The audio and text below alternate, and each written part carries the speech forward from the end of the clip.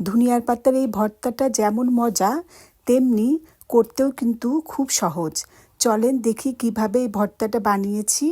প্রথমে আমি একটি প্যানে তেল দিয়ে তার মধ্যে কিছু বাদাম দিয়ে দিয়েছি আর দিয়েছি হাফ চা চামচের মতো কালো জিরা।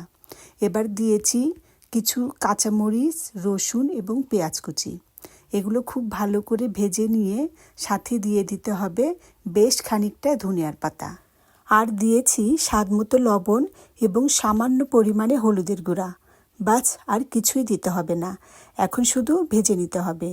একটু ভাজা ভাজা হয়ে গেলেই চুলাটা বন্ধ করে দিয়ে ধনিয়ার পাতাটাকে ঠান্ডা করে নিতে হবে।